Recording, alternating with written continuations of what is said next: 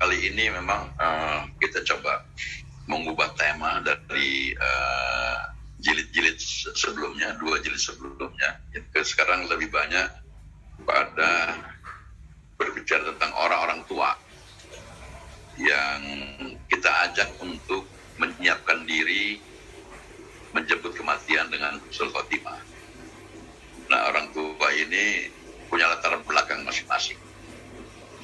Ada orang tua yang jatuh miskin, kemudian ada orang yang kaya tapi nggak nyaman di rumah karena anaknya berebut harta warisan. Ada yang orang tua tiba-tiba jadi kaya raya karena warisan dari anaknya yang nggak punya anak. Ya, ada juga orang tua yang kebiasaannya mengemis ke sana kemari dan lain-lain sebagainya. Mereka punya latar belakang yang berbeda. Jadi ada juga yang baru keluar dari penjara yang dimainkan oleh Pak Mas Tio Akusadewo. Nah, ini berkisah bagaimana proses mereka mendekati Allah untuk mendapatkan husnul khotimah. Makanya ada pesantren lansia. Ini bukan panti jompo, tapi pesantren lansia. Bukan hanya menyediakan para lansia terhadap kebutuhan jasmaninya, tapi bagaimana mengisi rohaninya agar bisa menjemput husnul khotimah. Nah, terus tanya, bagaimana? Apakah nggak ada pemain-pemain remajanya? Ya ada, karena mereka juga punya anak. Anaknya pun punya problem. Nah, itulah yang kadang-kadang memberatkan orang tua dalam menjalani kehidupan dunia, menyongsong kehidupan akhirat. Karena masih banyak terlibat secara emosional dan pikirannya pada dunia. Nah, ini persoalan yang kita coba bahas, angkat. Kadang-kadang ada anak yang ingin merawat orang tuanya, hanya memberikan kebutuhan jasmani, tapi lupa menyiapkan kebutuhan rohani dari orang tuanya.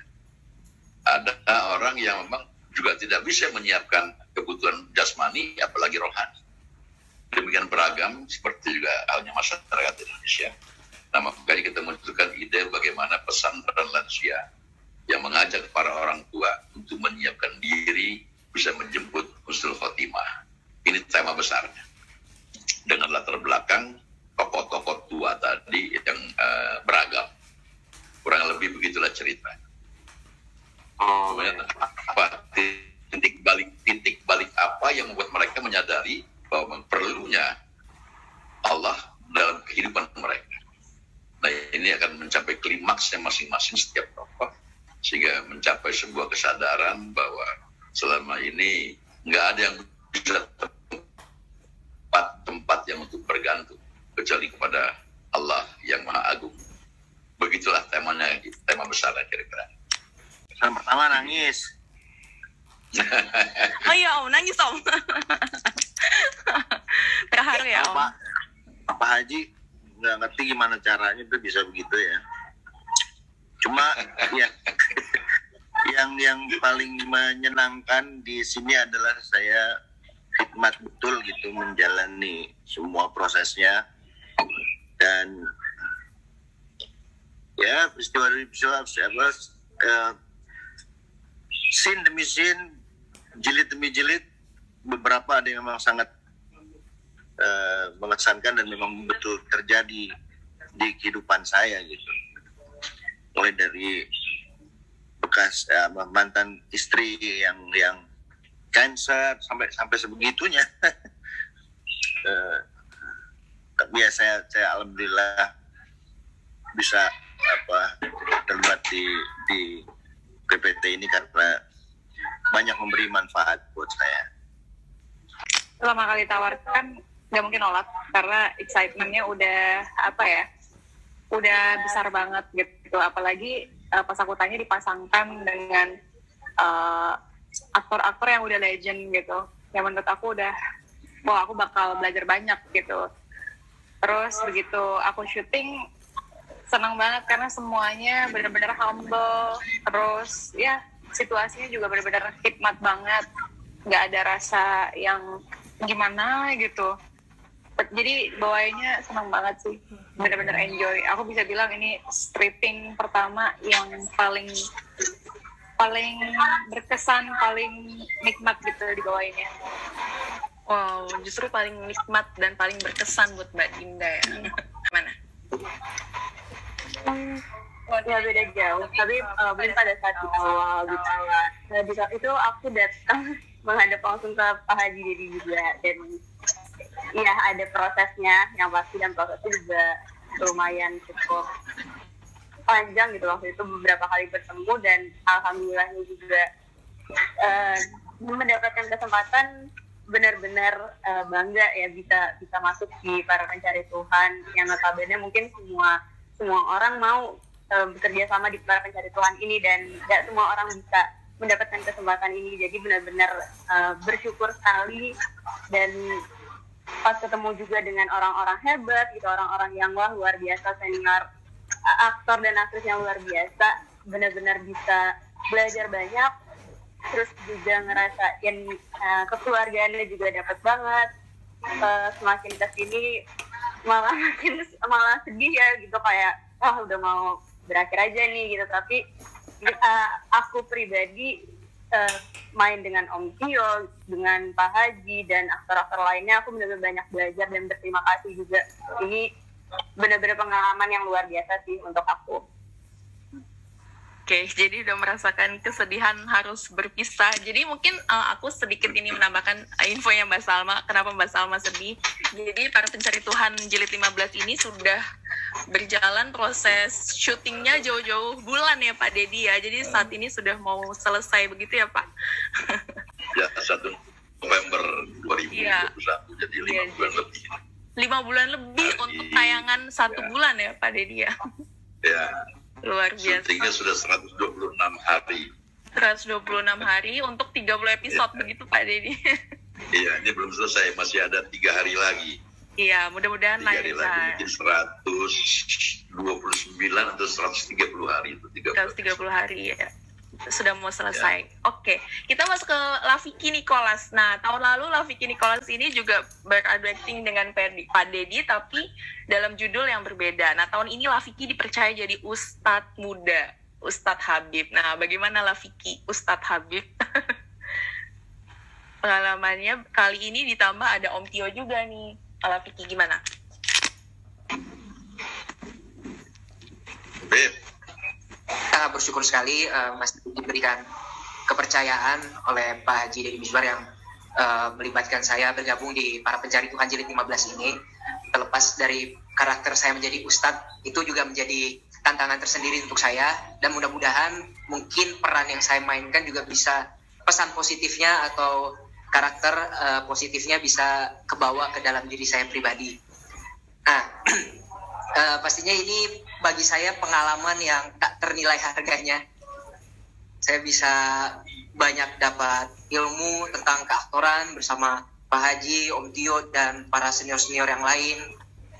Itu bagi saya mungkin sesuatu hal yang tidak bisa dibayar atau dirupiahkan gitu ya.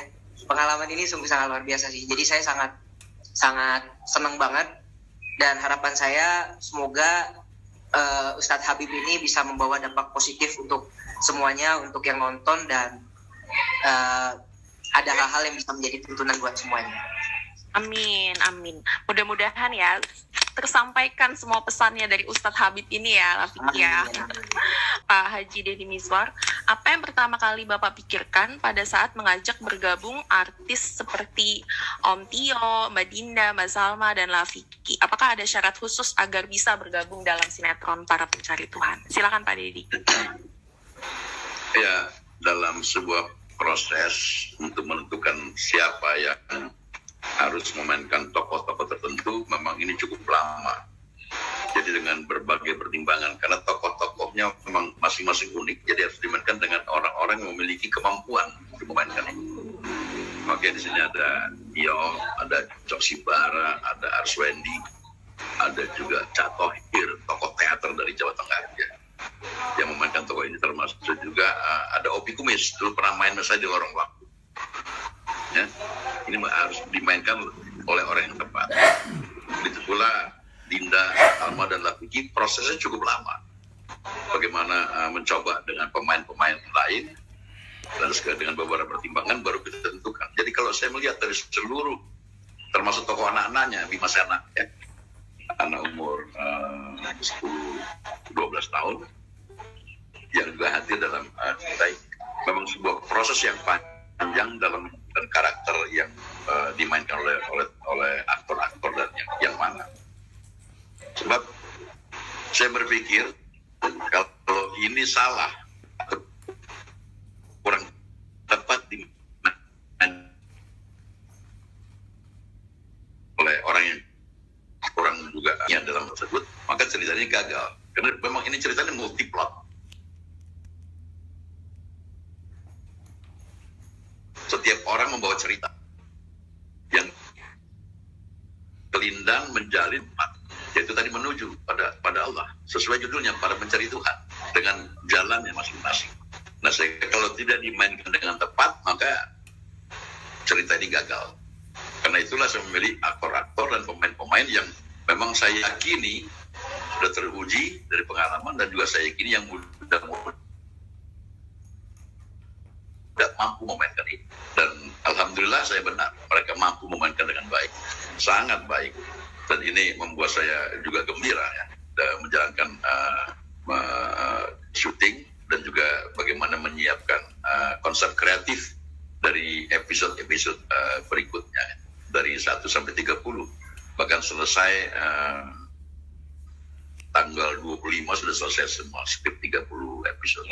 Ini sebuah reputasi yang paling bagus dari 14 jilid lainnya. Bagaimana senario selesai bahkan sebelum bulan Ramadan. Makanya kita di bulan Ramadan hanya 3 hari syuting selama puasa. Setelah itu selesai syuting. Padahal durasinya kali ini jauh lebih panjang daripada episode semuanya. Tetapi bisa diselesaikan dengan cepat karena skripnya siap dan pemain-pemainnya juga siap di lapangan. Sutradara tidak mengalami kesulitan apapun dalam menggarap pemainnya karena pemainnya siap memainkan karakternya masing-masing. Terima kasih untuk semua pemain. Kalian sudah memberikan yang terbaik yang kalian miliki untuk tokoh-tokoh yang kalian Alhamdulillah Pak Dedi ya. Mudah-mudahan lancar semuanya dan dinikmati oleh semua pemirsa SCTV ya Pak Dedi ya. Insyaallah. Amin. Amin. Oke. Pertanyaannya, banyak pertanyaannya. Pertanyaan pertama untuk Pak Dedi katanya. Pak Dedi, bagaimana sih mencari inspirasi tiap tahun, karena pasti harus kaya ide dan menjaga kesegarannya sehingga tiap tahun ada yang menarik. Apakah waktu senggang dihabiskan dengan memikirkan tema dan skenario? Silakan Pak Dedi untuk pertanyaan. Ini pertanyaan menarik dan ini memang jadi masalah setiap tahun. Para pencari Tuhan ini sudah masuk ke tahun ke-15, jilid 15. Kalau tidak ada sesuatu yang baru yang bisa kita sampaikan, saya khawatir dia decline, dia akan menurun. Pemirsa pun akan bosan. Karena itulah harus muncul tema-tema baru, ide-ide baru yang selama ini saya diskusikan dengan tim kreatif dan para penulis. Kira-kira tema apa yang menarik saat ini? Sesuatu yang baru yang mana yang bisa kita sodorkan kepada pemirsa? Ada sebuah opini dari netizen bahwa kenapa nggak mengembalikan pemain-pemain yang lama, ya, yang di awal-awal. Saya berpikir kalau itu dipaksa untuk masuk juga, sementara persoalan tokohnya selesai, maka saya akan terjebak kepada cerita yang bertele-tele, yang tidak relevan bahkan mengada-ada. Karena itulah setiap tahun saya harus menghadirkan sesuatu yang baru. Seperti yang di ke-13 misalkan, saya menghadirkan tokoh Bang Naga di sana, saya sendiri yang mainkan ya. Ada sesuatu yang unik, dua orang yang mirip, tapi kelakuannya juga hampir sama, cuma dari daerah yang berbeda. Goalnya pun sama, tapi caranya berbeda.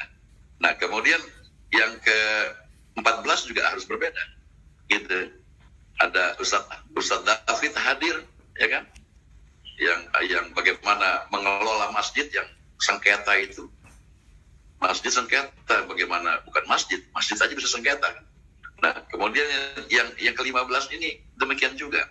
Saya juga ingin mencoba sebetulnya, Mas. Kebanyakan seluruh sinetron kita tentang remaja. Apakah masalah orang tua nggak menarik? Persoalan bukan tidak menarik. masalah orang tua. Tapi sisi persoalan orang tua mana yang bisa dilihat dengan menarik dan bisa dijadikan sebuah pelajaran. Anak muda pun mungkin akhirnya akan jadi tua. Saya kira saya ingin mencoba sesuatu format lain. Ya, anak-anak muda, persoalan orang tua dan anak-anak muda. Nah, karena itulah muncul Salma, Dinda, dan Vicky, dan juga pemain-pemain muda lainnya. Ya. Ada Dea dan juga